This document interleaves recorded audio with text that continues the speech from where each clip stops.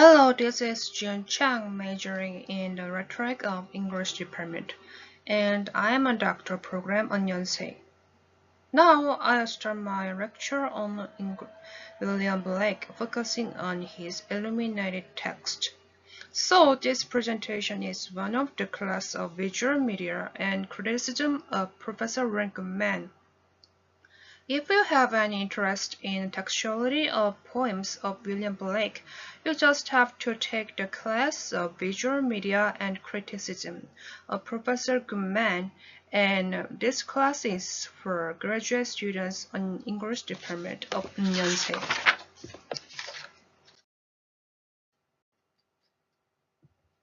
Okay, this is the table of contents of my lecture. First of all, I'll look over notable features in the life of William Blake.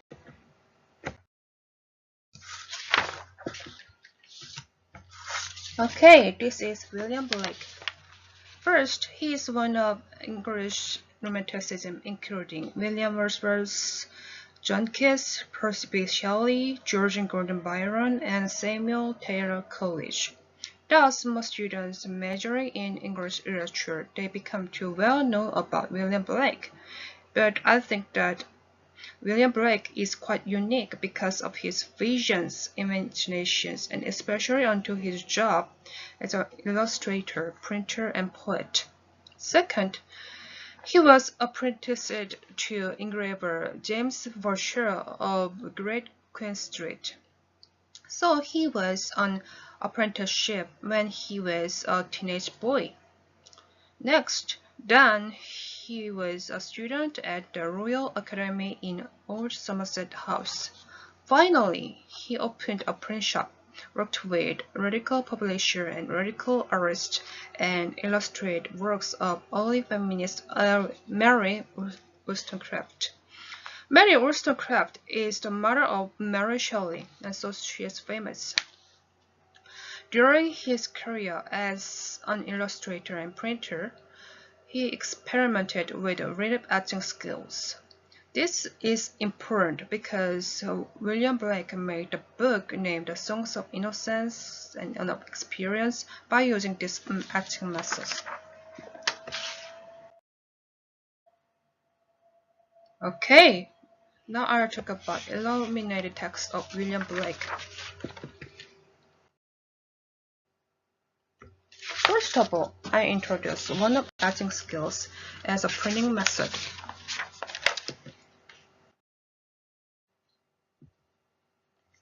This is the process of etching. Well, I think that William Blake etches a little bit differently from this process because he experimented with relief etching skill at the time.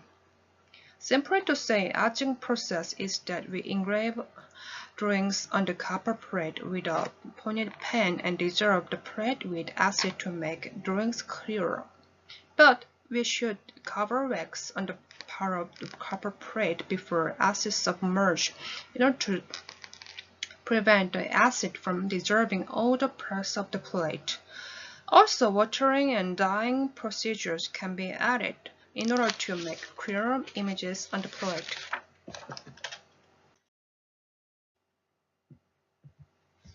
William Blake is known for uses of relief etching or engraving in relief skills.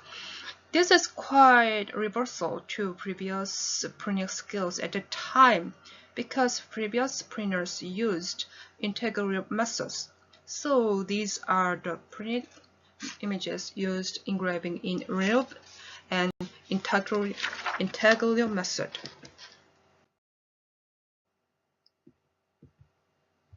Using the relief etching skill, William Blake printed illuminated books, and the 4 books are known as using relief etching skills. The first one is of Songs of Innocence and of Experience, and the second one is the Book of Self.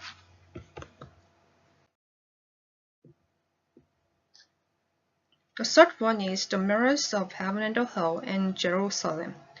The illumination of the giant Albion is also printed using relief etching skills.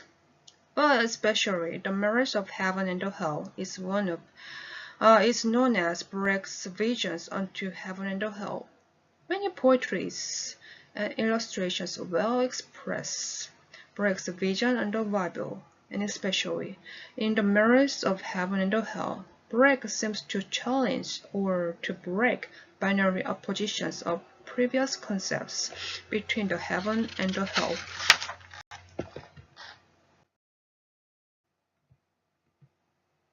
Also, Brecht is known for his illustrations for John Milton's Paradise Lost. We can have a glimpse over his imaginations and visions on the heaven and the hell. These illustrations are drawings, not using relief etching skill. In other words, I have mentioned just before, those were books like Songs of Innocence and of Experience, Book of Soul, The Marriage of Heaven and the Hell, and the Jerusalem, are made through real etching skills. Though there are many ideas and concepts of William Blake on the Bible, those are not main points of today's lecture. I just revealed how William Blake integrated illustrations and text in his illuminated books. Okay, I'll talk about Songs of Innocence and Experience.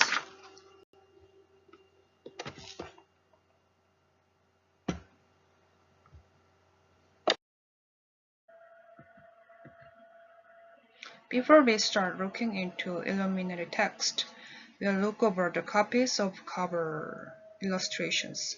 This is because William Blake is quite known for his many copies of the same cover parade when we talk about the collection of songs. So these are copy B, C, and E, the same cover parade, but using different mixture of pigments, so different copy versions.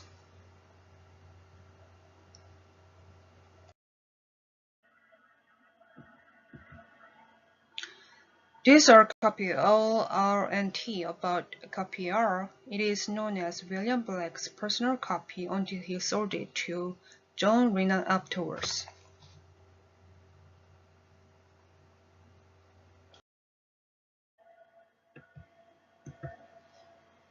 These are copy W, Y, and Z.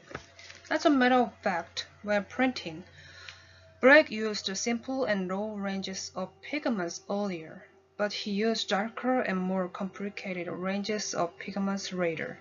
Thus, we can see the images of the cover is simple and light in earlier versions, but the images are more vivid and darker in later versions.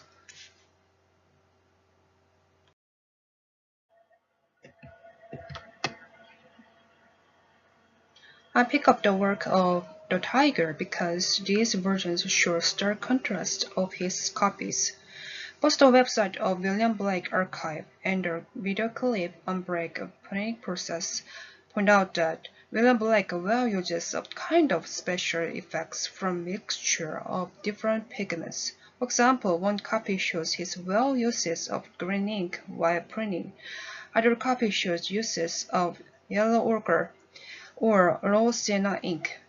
Thus, the left one shows the green and yellow images, but the right one shows orange and blue images, showing a huge contrast, but they were printed from the same copper plate.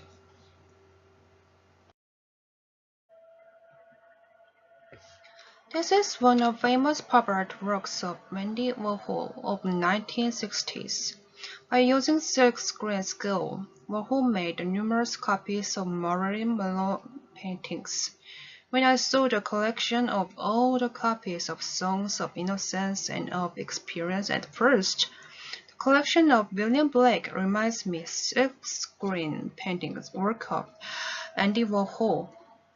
Actually, painting many different copies of the same plate of pictures is used by modern popular art or pop cultures. The Warhol attempts to show skeptical perspectives onto ready-made products or items through his works.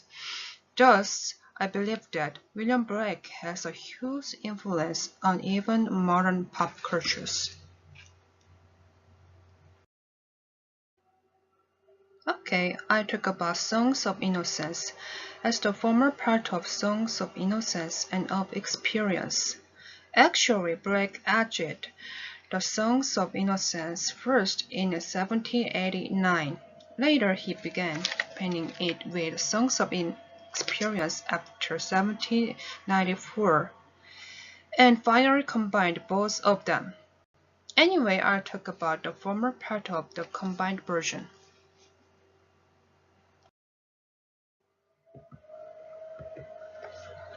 The Song of Innocence, Blake shows pastoral images. The pastoral world is not yet separated, sacred and spiritual world, because the lamb on the left side and the shepherd on the right side imply imagery from the Old Testament, like Psalm chapter 23, saying, "The Lord is my shepherd. He makes me lie down in green pastures. He leads me beside quiet waters." Thus, this is the harmonious world of nature and sacred.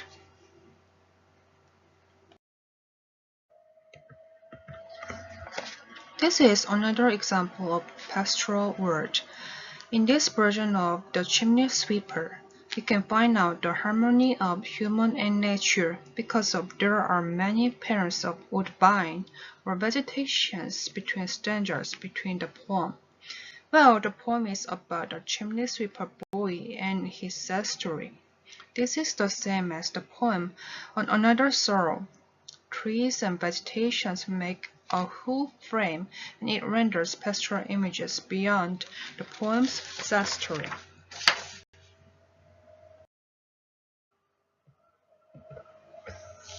I bring these ones because these two poems shows well features of Blake's pattern design. First, there are stems of woodbine or syntaxes stanza by stanza. Second, he uses vegetation patterns on the title, especially initial letters like A, D, and C. This reminds me Hughes Woodcott's initial letter designs of the book during 18th century in British publications. Next, borderlines and the whole frames are also of vegetation pairs. Thus, this illuminated text well shows the world of the nature and human not yet separated. Okay, I'll talk about Songs of Inexperience, the later part of the book.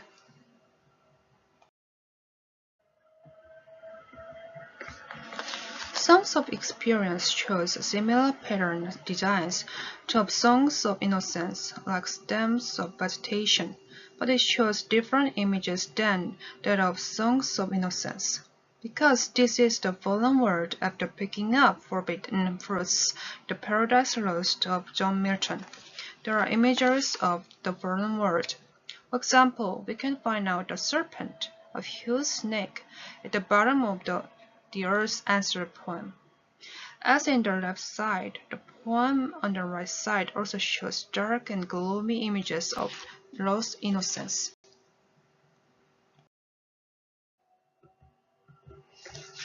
The Songs of Experience.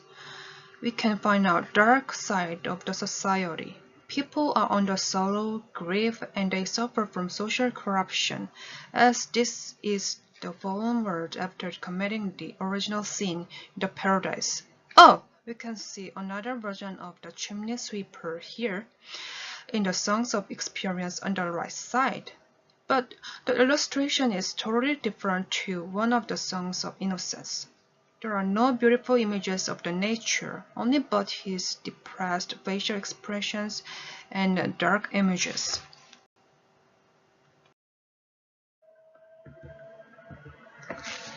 Well, now we can see images that trees and flowers also get influenced by the fallen world. As trees got sick, people also show suffering images. We can see that small people on the thrones of the dark-colored rose look surrendered on the thick rose. The person looks frustrated under the dark-colored tree. Thus, William Blake shows the images of suffering people through integrating text and illustrations. Okay, this is the reference of my presentation. This is the end of my presentation. Thank you for listening.